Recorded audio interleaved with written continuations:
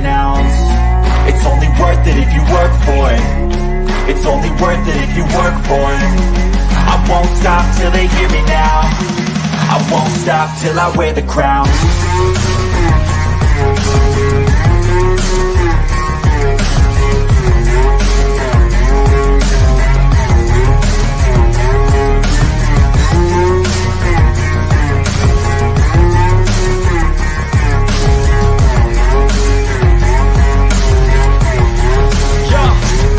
Let's go.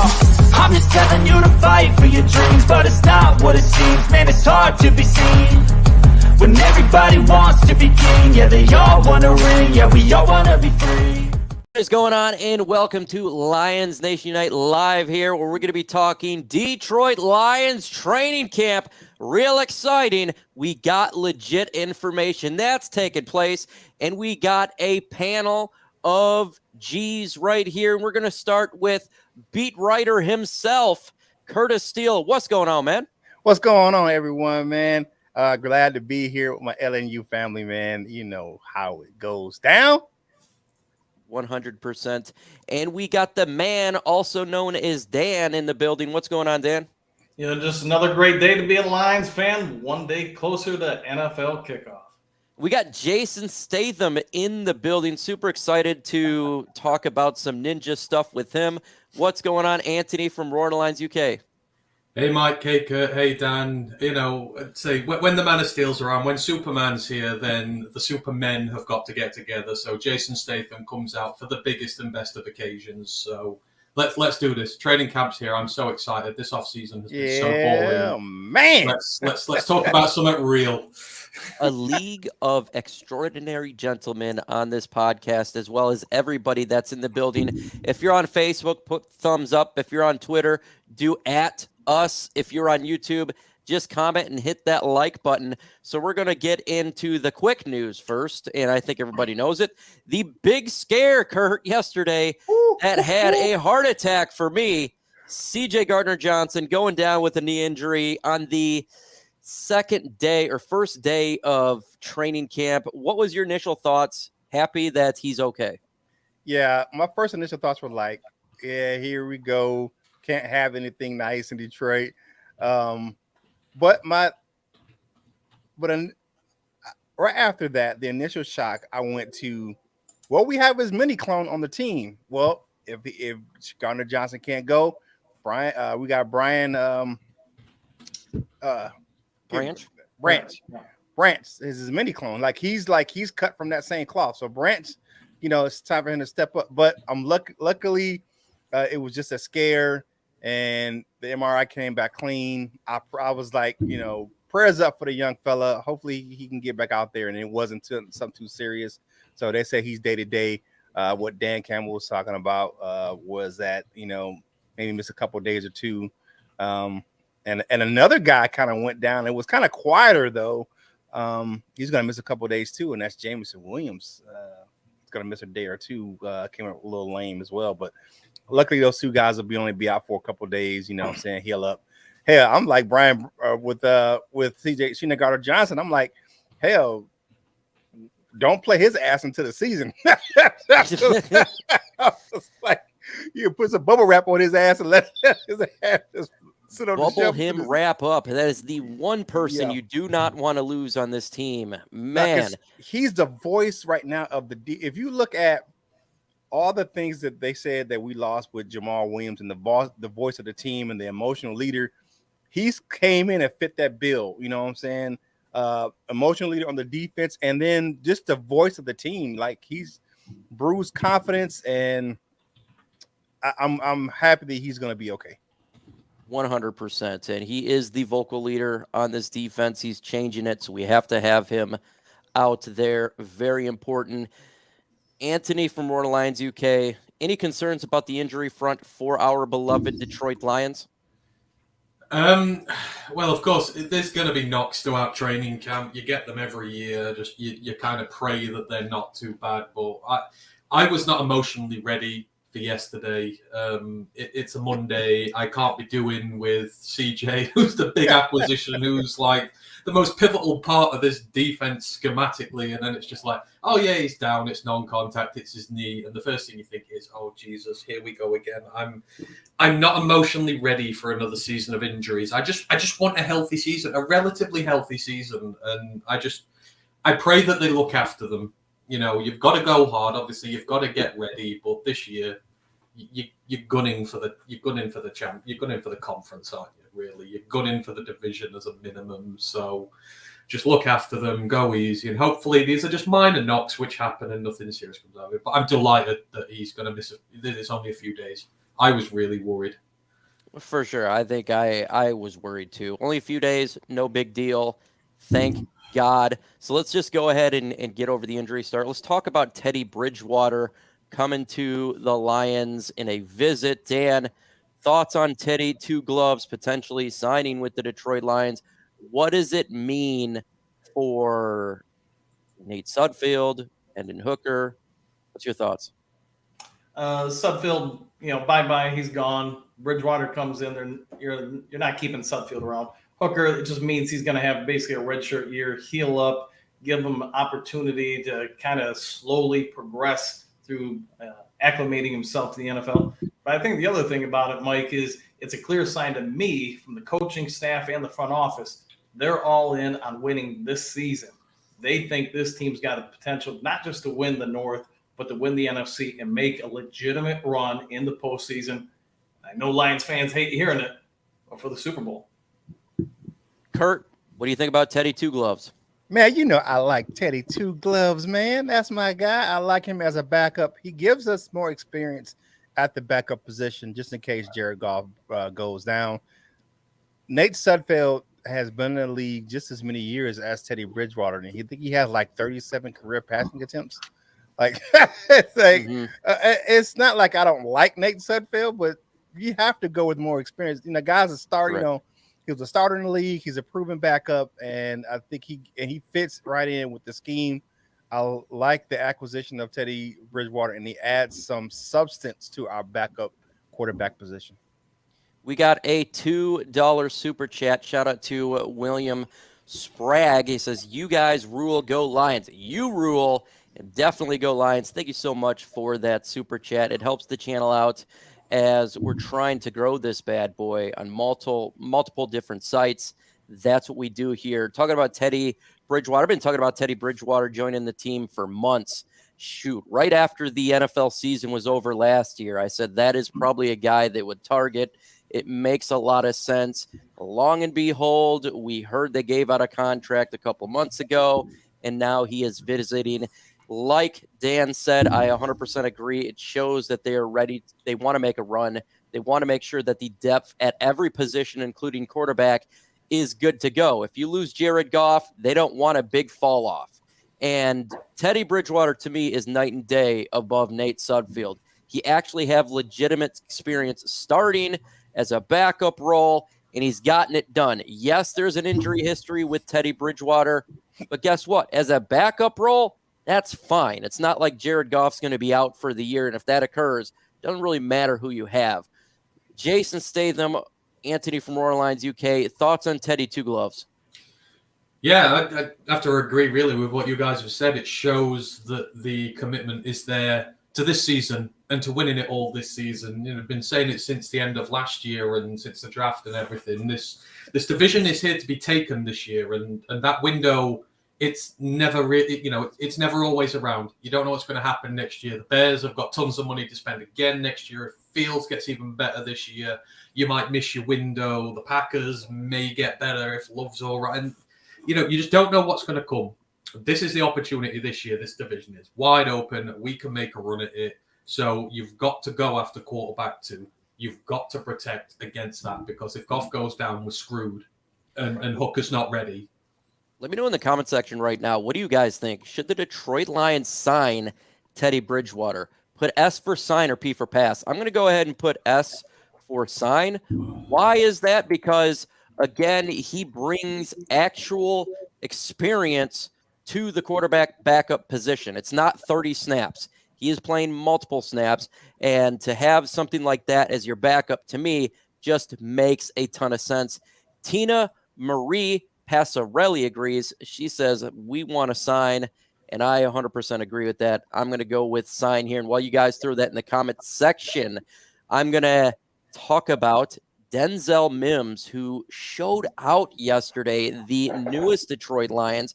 We traded for from the New York Jets, the 6'3", fast 4.38 wide receiver, who they dumped off for a conditional 6th and a 7th round pick. He comes into Lions training camp, Kurt, and he just does really well. He shows his speed. He's making spectacular catches through an underthrown pass by Nate Sudfeld. Thoughts on him?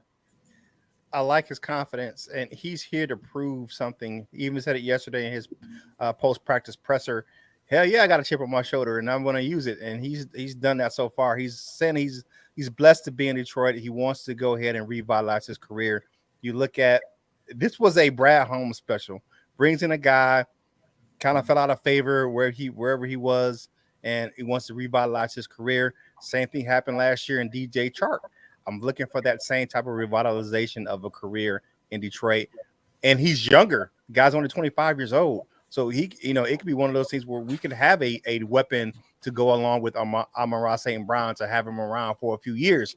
So I like the fact that we kind of just gave up pretty much as a kick the tires deals, because if he doesn't work out, he doesn't make the roster, the trade is pretty much rescinded. Nobody gets anything, and he just goes about his way. And we don't have to give up anything. But I think he will make a difference. He has the tools. He has the size. He has the speed. And I just think he just didn't have a chance to really gel in New York with the Jets. You look at the quarterbacks he played with, the systems he played in up in there in New York.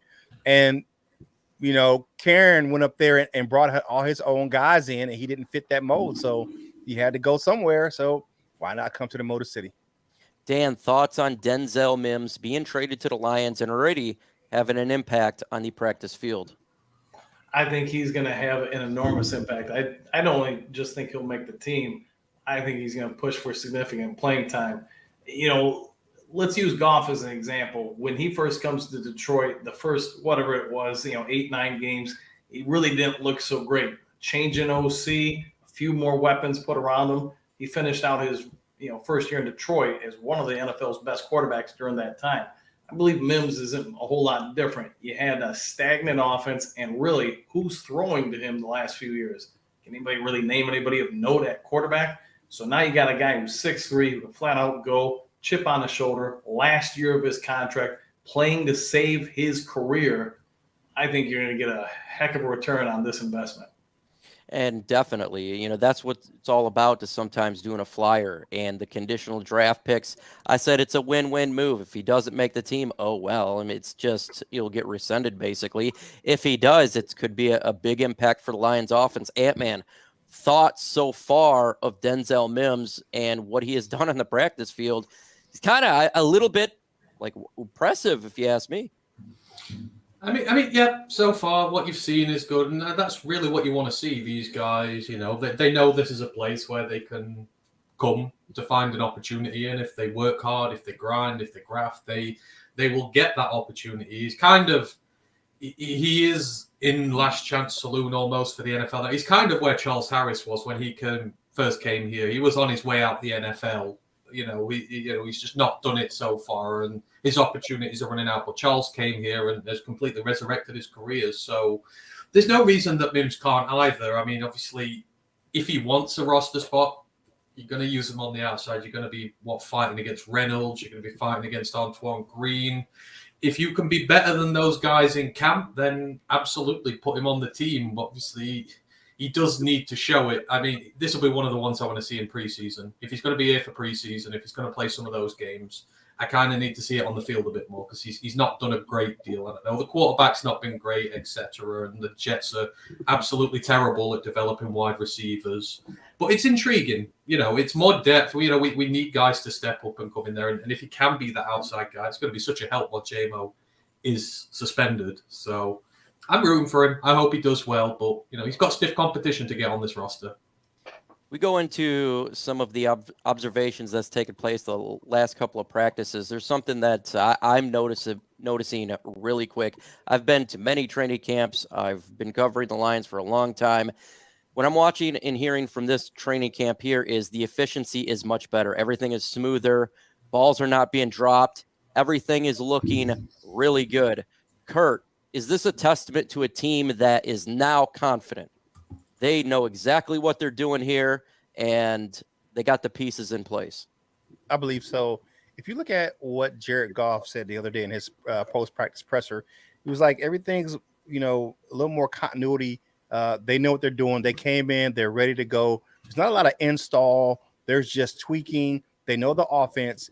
It's night and day between the first year in Detroit and to now, where they came in, the guys already know what they need to do, and then you just got to bring in the new guys and add them to the pieces. But the core guys at the core of the team on the offense, they know what's going on. If you look at what happened today, reports are that the offense scored like ridiculous amount of touchdowns, like in the team drills. I think I say Amon-Ra St. Brown scored 6 touchdowns in team drills today. They said Jared Goff didn't miss a pass until like the last couple of passes of practice. Like they're firing on all cylinders. But one thing that to note for me is that you see the absence of CJ Gardner-Johnson because of the fact that the offense, he comes off the field and look what the offense does. They freaking light up the defense all practice long. So you see that why that was such a big relief that he's so okay. But I'm liking what I'm seeing on the offensive side of the ball. I'm excited to see Jahmyr Gibbs. I'm excited to see what Jared Goff will do in year 3 in Detroit. You just talked about Jahmyr Gibbs and Sam Laporte are making big impacts right now as rookies, Dan. This is the reason why the Lions drafted these two this high. Jahmyr Gibbs right now is just looking outstanding. And Sam Laporta is as well. Thoughts on those guys? We already talked about some of the wide receivers, Mims and St. Brown, and then you look at, Williams when he gets back on the field. Think about this, Mike, and everybody in the chat. When you put those Laporta, and everybody else, Gibbs, out on that field, think about the amount of raw athleticism, size, and speed you have out there. You've got a very inventive OC who's going to find all sorts of different ways. We saw that last year to get guys open.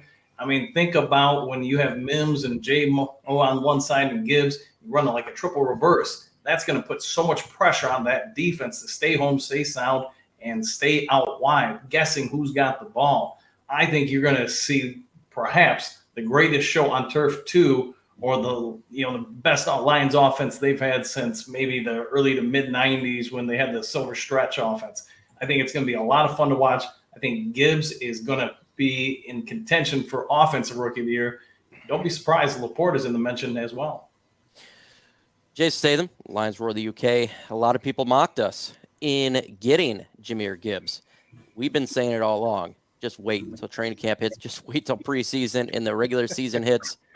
Are they now starting to be like, okay, this guy was the right pick? Oh, absolutely. I mean, yes, I just get a smile on my face and excited thinking about the first snap he's going to play here, and he's going to be such a success. And teams are just not going to know how to deal with him. I think that's the thing. We're just going to line him up everywhere, and they're going to be like, how the hell do you stop this guy? And he's going to be such a versatile weapon for us. I'm looking forward to seeing him. But also, I mean, I feel like Amon-Ra is about to go Super Saiyan. I feel like he's about to burst out his body and become sort of some supernatural god. You just see the way he's playing, and it's like, Jesus, he's going to break records this year for us. He might get even more receptions. He might get even more yards. I mean, we talk about Jahmyr, but Amon-Ra, I mean, geez.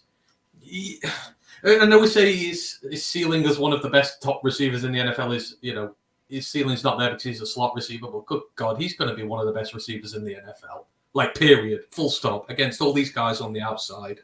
He looks phenomenal this year, and his attitude is just perfect. And, Gibbs, Amon-Ra, he said this is going to be one of the most dangerous offenses we've had, like, in forever. And it's going to be, the league is not going to know how to deal with it.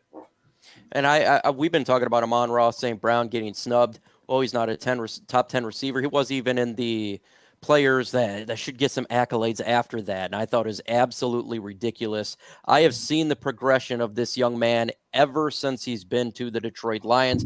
He gets progressively better in training camp. This guy practices extremely hard. He gets open, and year 3 could be a breakout year for Amon-Ra, Kurt. Absolutely. He's going to be entering what I call the renaissance of where you look at where Jared Goff had that with Cooper Kupp in LA. If you look at that, he's entering that same type of, that same type of renaissance where you look at what Cooper Kupp was first couple of years, he was really getting good with Jared Goff. And in that third year, right before, actually that year before he came to before Goff came to Detroit, Cooper Kupp was lighting it up out there with Jared Goff, and just continue with Matthew Stafford. But I think he's entering that realm where his routes are ridiculous. The guy can run any route on the route tree.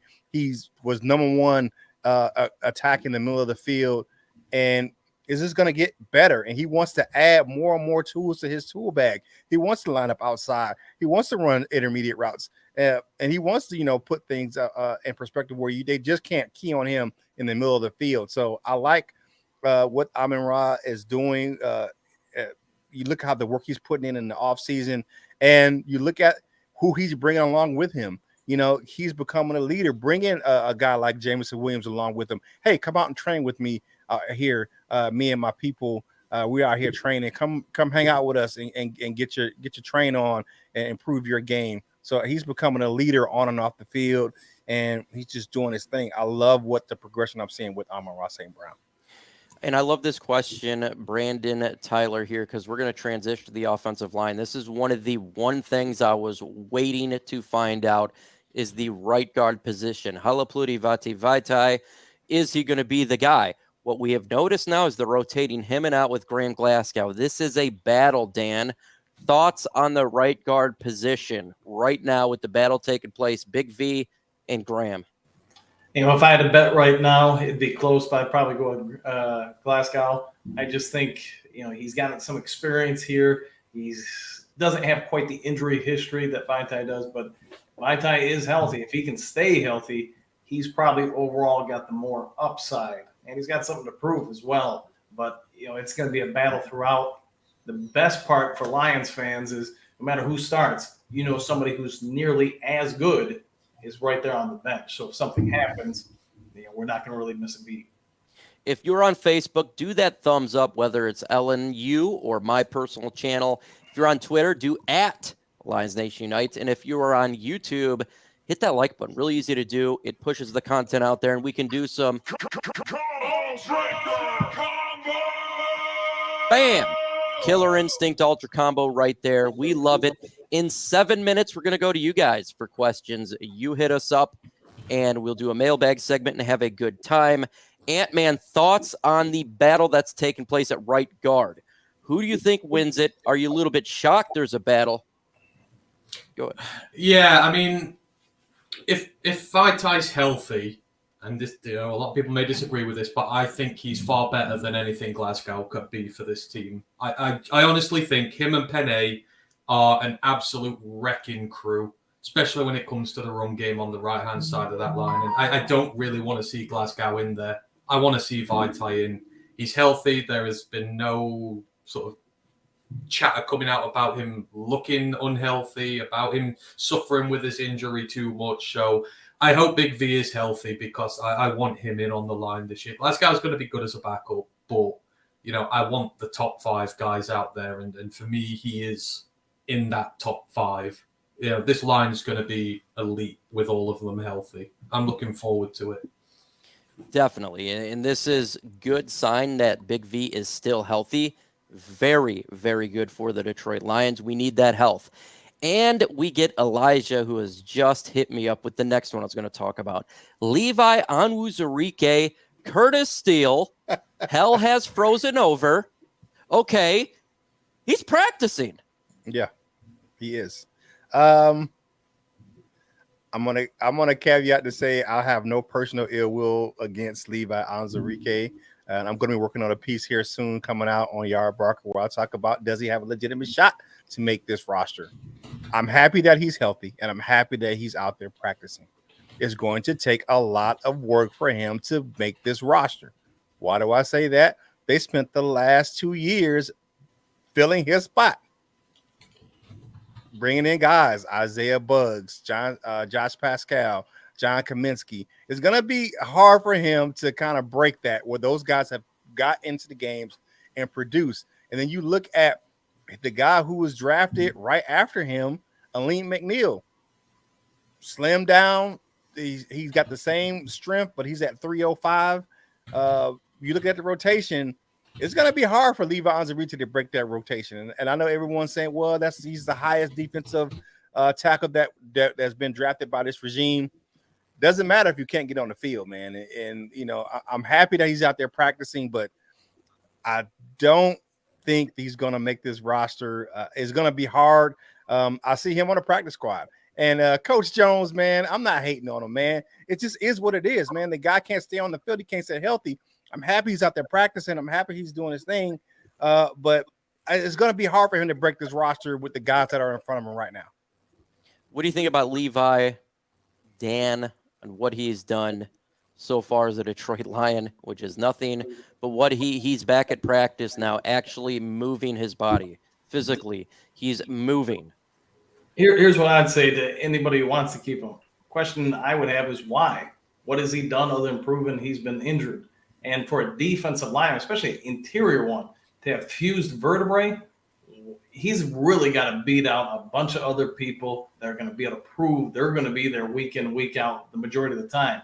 He's, to me, I mean, you feel bad for the guy because he seems like a good guy, seems like he's got all the athletic ability, all the traits you want. But if he's only around for a snap or two a week or maybe 10 snaps a week, you're really going to keep him over somebody else who doesn't have those concerns. And that's the biggest issue I have with him. He's really got to prove himself this season, or I think his career's done. Do you think that's the case there, Ant-Man? I think this is certainly his do or die year, and I think it's very telling that he wasn't put on the injury lists or anything. He was activated because if you keep him on the injury list, injury report, he can still train, he can still practice, but he doesn't count against the roster, you know, so you can keep him that way. But now that he's been activated and that he's playing, if you're going to carry him, obviously he's going to take up a roster spot. So to me, that says that they've said to him, you know, you're feeling healthy, you're ready enough to go to camp. He said yes. He goes, right, you've got to go out there and earn your spot now. You know, if you are going to be a long-term part of this team, you are going to have to earn your way in through training camp, through preseason, whatever, and show us that by the time it comes down to the 53, you can contribute enough. So I think the clock is ticking. I think they've set that clock running, and it's going to run out when it comes to roster cut down day. And if he doesn't make it, then that could be it for him. But you know, aside from everyone else here, I'm still rooting for him. This team really needs him. It really needs a player like him. I know we can say we've tried to replace him, but we haven't got anyone who can be as disruptive and who can bring to the game what he does. And if he still becomes even half, 3/4 of the player that we drafted, he's going to be an incredible asset for this team. So I hope he works his ass off. He is working his ass off, and I hope he makes the team, and I hope he's a part of this rotation going forward. You know, we want our young guys to be healthy and playing, and I think he can shock people. No one thought he was going to play again. Then no one thought he was going to be ready for training camp. He's turning around and he's proving people wrong. So I think it's interesting they've done this. And yeah, I think we're getting very close to the do or die thing with him, but I want him to succeed. Yeah, I mean, go ahead. And one thing that a lot of people forget that he's one of the highly touted defensive tackles. I think he was one of the highest grade defensive tackles the year he was drafted. I mean, he was one of the highest guys on the board at that position. So he has the skills, but I don't know if he can get on the field, man. Stay there. But go ahead, Mike. I'm sorry. I digress. One of the players that's been standing out, guys, if you want your question answered, do hashtag Lions, hashtag LNU, hashtag Jason Statham, hashtag Dan the Man, hashtag Kurt. Whatever you want to do with the hashtag, we will answer your question. If we miss it, just repost it. I'm not trying to be a prick. It's just the way it goes. Starling Thomas, undrafted, free agent rookie, making an impact. He's turned some heads there, man. Yeah, And again, sort of these undrafted free agents can come here and know that if they work their ass off, if they put in the time and the effort, they will be able to get a roster spot. We saw it with Jerry Jacobs 2 years ago. We saw it with Demetrius Taylor last year. They are not afraid to put guys from undrafted free agency into this team, into the 53, and give them serious reps going forward. And, Jerry's one of the best corners on this team at the minute, and I still have him in as a starter after 2 years and after serious injury as well. And that's why I think the guys like to come here. They know they'll get the chance. Starling Thomas, I believe he's also taking serious reps in special teams and, ingratiating himself there. But he's also playing well at corner, and you need depth pieces in. So I think he's got a really good chance of making it, especially, if you get the versatility in there, it'll put him above guys like Chase Lucas, etc., and again, younger.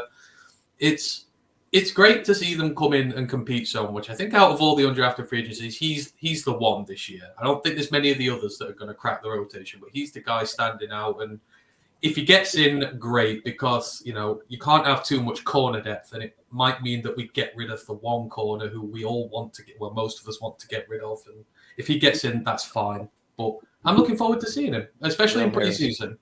Yeah, absolutely. When Gardner-Johnson got injured yesterday, I thought, this is the gods saying that we're going to be stuck with him until he retires, because no matter how many replacements we draft, how many guys are going to be in there, they'll just get injured and they'll find some way to keep him on this team. And, I'm resigned to it now. He has something on the coaching staff. There's definitely a video out there of something. He gotta have revenge porn or something. Oh man, he's got it. He's got it. He got somebody's daughter in the basement or something. He kidnapped somebody. Oh my goodness. Kurt, question for you here from One Pride 40. Did the defense look improved this year? It did in the spring, but now that camp's come along, I think the offense is kind of tight. Is kind of putting the tempo. They're up tempo, and the guys they're putting a little more pressure on them. But like I said, that CJ Gardner absence today, you can see it. But I think they'll be better. I think they'll be a better group. You look at the revamped secondary, then you look at the additions on the defensive line, the guys that's coming back. I think they're going to be better. The one spot for me that I kind of like, is a linebacker position. That's the one they're going to really have to prove it to me on the field that they're a better group this year than they were last year. Detroit Lions talk with John Kapler. # will there be a better defensive tackle to draft next year in the first to replace Levi? ... Yes. What do you think, Ant-Man? I mean, that's a very bold prediction. Who knows who's in the draft? We don't know what the tackles are going to be in the draft next year. So, no, we don't know that. That's just, saying it for the sake of trying to make an argument against Levi. I don't get why people knock him so much. I mean, people year after year want Julian Okwara on this team, who's always injured. There were people who wanted Hand back when he was here, always injured. And yet Levi now seems to be the guy that everybody picks on. But all these other favorites, oh no, they don't want to get rid of those. No one wants Julian gone. Well, what the hell does he bring to this team? Nothing. Absolutely nothing compared to what all the other guys at his position do. Why Levi? Let's just stop having a go. Let's see what he can do this season.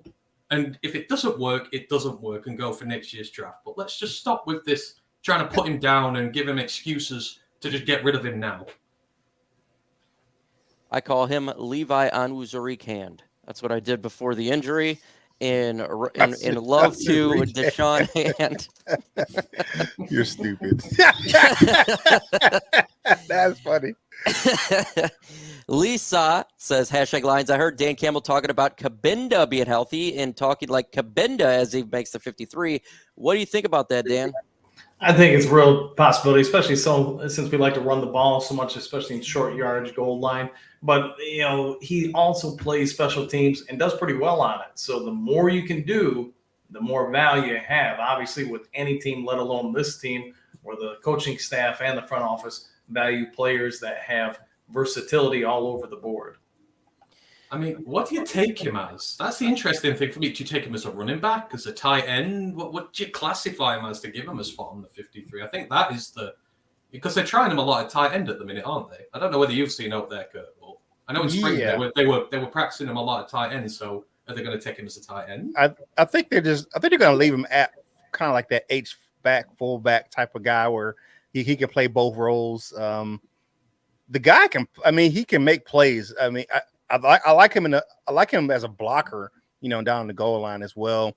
You don't have now. I like Montgomery, but I like that fact where you can go in the I formation. We don't have Williams. That's more of that, that can just like play single back on the goal line. I like the fact that you can put Kabinda in, and he's that good blocker down on the goal line. So I do like the fact that I like Kabinda on this roster for that purpose of that, kind of grounded out down in the red zone, down in the goal line area.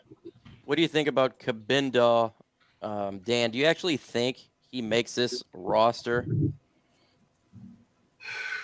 Man, with the amount of talent we now have, especially at a lot of positions, it's going to be tough. But the only reason why I say he probably will is because what we'd like to do in short yardage, you got to have some options there. And the fact that he can play special teams, and you have faith that when he's out there, he's able to do whatever, and you don't have to worry about him.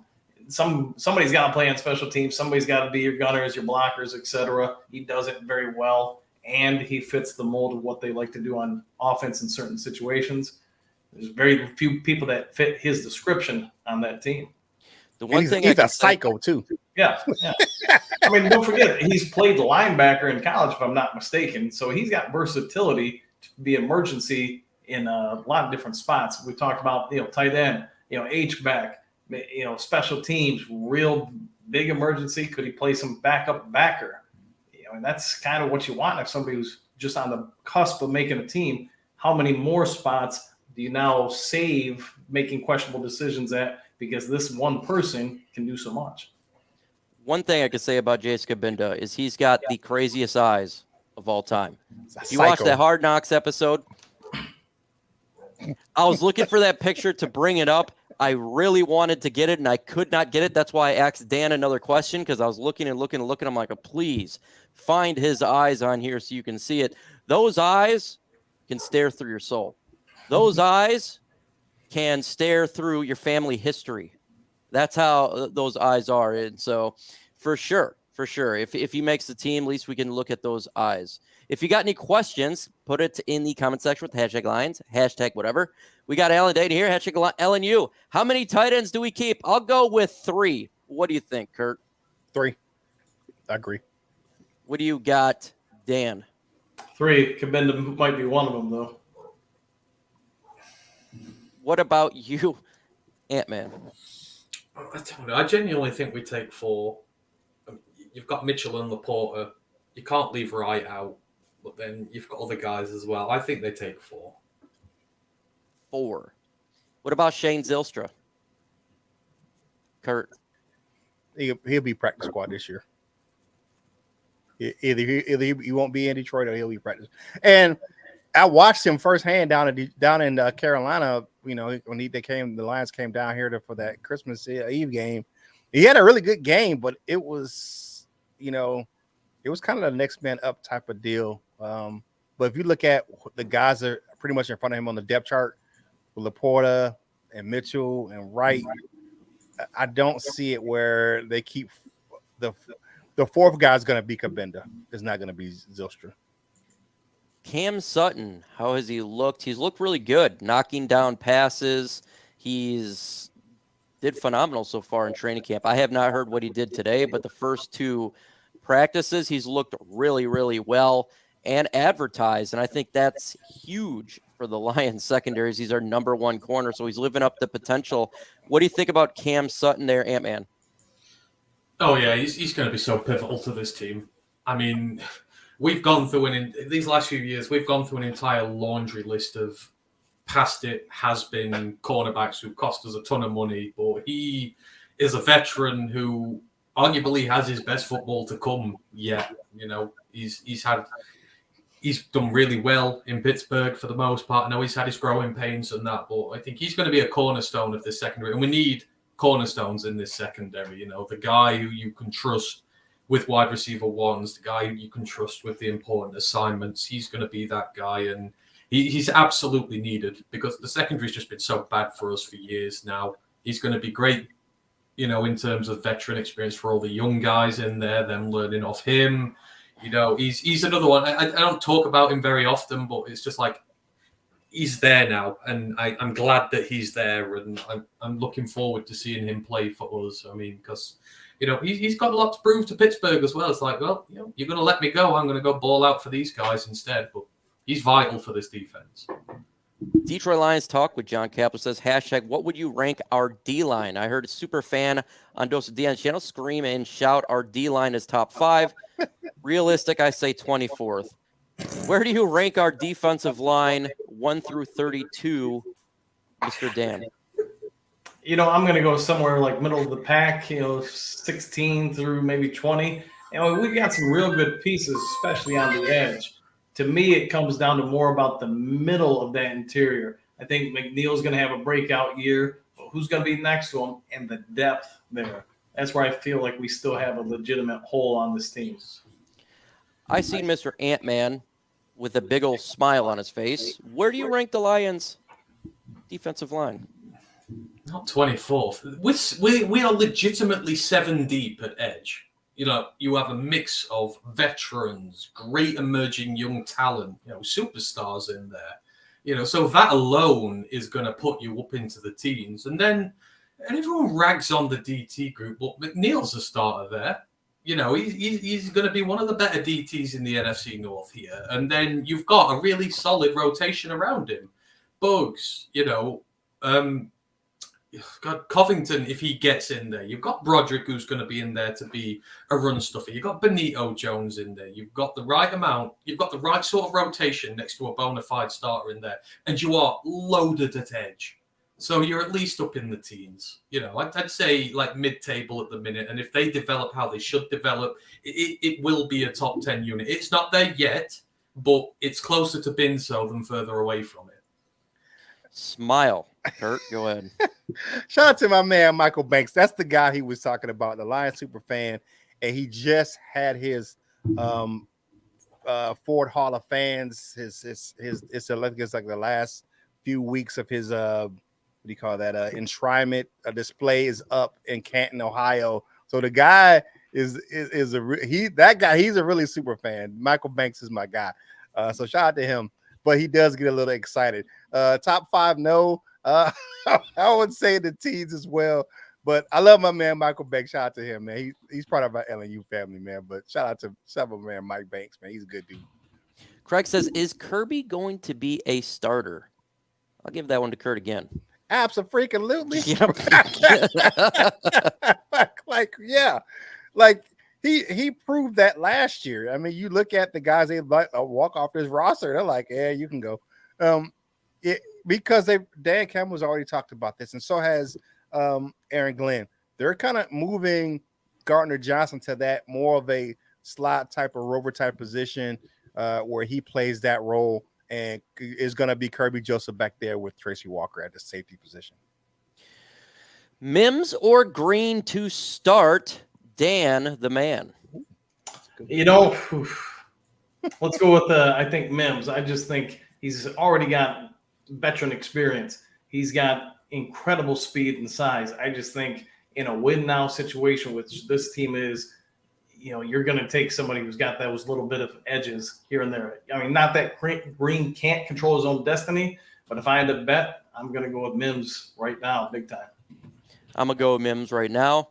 I think it just makes a lot of sense. If he continues what he did yesterday, it's hard to say he's not going to make the roster there, Ant-Man. Who, sorry? Mims or Green?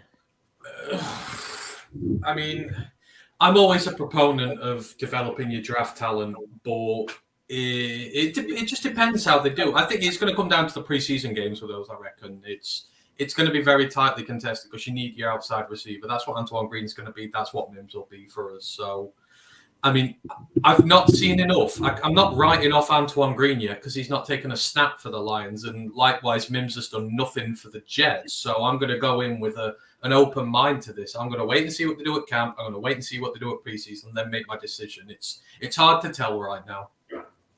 Hashtag LNU, is it do or die for Glenn? Kurt, if this defense is booty cheeks in 2023, what happens to Glenn? Yeah, I'm gonna holler at you, bro. That's it. Exactly. Well, from what Holmes has given him some tools to revamp this defense. Now, I will have to say to Glenn's defense, the defense played better at the back end of the season last year. They did. They were much improved, and they can take that momentum and they got to start fast this year. The defense can't start slow this year like they had the last couple of years. But because for all of the success they had at the end of the year, how they started made them one of the historically worst defenses in the league last year. So it has to be a do or die year for Aaron Glenn. One Pride 40, how has Brian Branch and Kirby Joseph looked? As far as I know, perfectly fine. They look really good. And CJ Gardner-Johnson, when he was out, Brian Branch had some more opportunity at safety, but he played nickel as well and linebacker. And Kirby Joseph is Kirby Joseph. Has anyone else heard anything different? I have not read what's going on right now, what's taking place on the practice field, but all I know is everything is good up to that point. Who gets? Go ahead. I think Kirby had a pick today, so I think it was the last. Reading the reports, the observations, the last pass of the team drills, it was an interception by Kirby Joseph. That's Kirby Joseph for you folks. The guy's just a turnover machine and absolutely love it. I expect no less. Python Knight, who gets more total yards, Gibbs or Montgomery? What do you think, Dan? Gibbs. I just think you're going to be able to use him in too many different ways. He's going to be a matchup nightmare for everybody because you're going to be able to put him in motion, start him out wide, bring him inside. Who are you going to put on him? And that's really going to be tough on every opposing defense. You're almost forced to keep a safety on him at least all the time because if you put a backer on him, you put him out wide, he's just going to roast that backer. You bring a corner on him, bring him inside, you're going to have a little bit of advantage running the ball. It's nothing against Montgomery. I think he's a nice pickup for the team, but just Gibbs affects too many different forms of the game. Lisa DeLorenzo, hashtag Lions. Campbell also said in the press conference, Charles Harris will be a starter over Houston at the edge, the same position. What do you think about him saying prior to camp, the ant to the man? I mean, Campbell loves Harris, and, rightly so. Saying it before camp, I guess he would be right, because at the end of the day, Houston, he had his great year, but it's his rookie season, and now his big job is to prove whether he can do it, consistently. Year two for a lot of players is a stumbling block, and he carry on his great form, whereas Harris has been there, done that for this team, and performed at that specific role. I mean, Houston plays everywhere, so I'm not too concerned that, Harris might beat him out because there are other places he's going to play. They are going to scheme for him specifically. I just love the depth here. Saying that Houston might not be a starter is like, well, Houston is better than most edge rushers we've had over the last decade. So for him not to be a starter is a great problem for us to have. I'll take that problem. But I know Campbell loves Harris, so I'm not surprised to hear something like that said. And I'm looking forward to seeing Charles again. I think everybody's looking forward to seeing King Charles. Detroit Lions talk with John Kapler, hashtag I'm just saying that we're all our D-line started at 24th, going to be Kansas City. It doesn't mean they can't be 20th at the end of the game or move up and improve throughout the year. Yeah, it's definitely going to hurt them with a Patrick Mahomes right around. The stats is going to start off a little bit of stank, a little bit of booty cheeks. But guess what? Patrick Mahomes does that to every single defensive line, nearly every single defensive line. Look what he did to the Philly. And Philly had a top defensive line in the league last year, and he lit their ass up. That's what he does, man. He is a lighter, and he will light that freaking up. Wolverine Sports Talk says, where does that leave Romeo? Romeo, where art thou, Romeo? Hashtag LNU Kurt. Hey, what's up, my man, Coach Jones? That's Coach Mike Jones, our former co-host over there on Detroit Lions on the Prowl. Who? Yeah, Coach Mike Jones, my man. Romeo's going to be in there, man. The person who's going to be the odd man out is the younger Acquire. It's Julian. He's going to be the odd man out. So yeah, it's going to be Romeo's going to be in there with Aiden Hutchinson and at the defensive end position. I think that's your starters. Sam is going to be your Harris, but in the playing that Sam position. But Romeo's fine. Yeah, yo. Hashtag Lines, what up, Mike? Haven't been on here in a while, but my question is, who is our starter offense? Starter offense, all of them. Well, of course, you got Jared Goff, Taylor Decker, Jonah Jackson, Frank Ragnow, Alapluti Vati Vaitai. I'm going to go over there. You got Penei Sewell. You got David Montgomery, Amon-Ra St. Brown. Number 2 is not going to be Jameson Williams. Obviously, he's not playing, so I'll go with maybe Marvin Jones Jr., Khalif Raymond, Josh Reynolds in there. And, of course, you're going to see Jahmyr Gibbs all over. So it just depends on what packages. But that's who I got for them. How many quarterbacks do we need? Why bring in Bridgewater? Well, you bring in Bridgewater because Bridgewater is better, I think, than Nate Sudfeld. Just because you have 3 quarterbacks right now. Actually, 4. I think what is it? The other guy is in there. He won't be Martinez, yeah. Mm-hmm. But you got Hooker, who is not going to be playing, and you got Nate Sudfeld, who is Nate Sudfeld. So that's why you bring in Teddy Bridgewater. What do you think about Sudfeld and Teddy Bridgewater there, Mr. Kurt? Yeah. I'm taking Teddy because of a Nate the Great any day of the week. It just is what it is. I mean, I just like the resume of Bridgewater is a lot better than Nate Sudfeld. And they, like I said, they've been in the league just about the same amount of time. And I've taken a guy who's been a proven starter and a proven backup over a guy who has been holding a clipboard his whole pretty much pro career. Yeah, he's the clipboard holder. He is the guy that's taken like 30 snaps. Teddy Bridgewater has taken a lot of snaps. He's been starters for multiple teams. He's been backups and played even last year for the Miami Dolphins. Yes, he has an injury history, and that's part of the deal when it comes to him. And I don't think it's going to cost much to get him. Let's be honest here, folks. Pretty much everything is sealed up for the backup quarterback role, and he's just going to have to take what he can get if he wants to play. Heard Martinez had deep struggles. Martinez has a lot of struggles. He will not be on the 53. I'm just it's not happening. Who in the hell was thinking he was gonna make the right? No one. I don't think Martinez doesn't even believe he's making the 53. He's just hoping to make the practice squad. I know that I was on record as saying I'd rather take Martinez than Sudfeld. Like if it comes down to the choice as quarterback 3, but you keep Martinez around us. You want him on your scout team. You want him on your practice squad because he's a dual threat quarterback and a very good dual threat quarterback. And you need that guy in your arsenal. But absolutely not as quarterback 2. No chance. Yeah, Curtis Steele, would you trade for Tim Boyle? Man, hell no.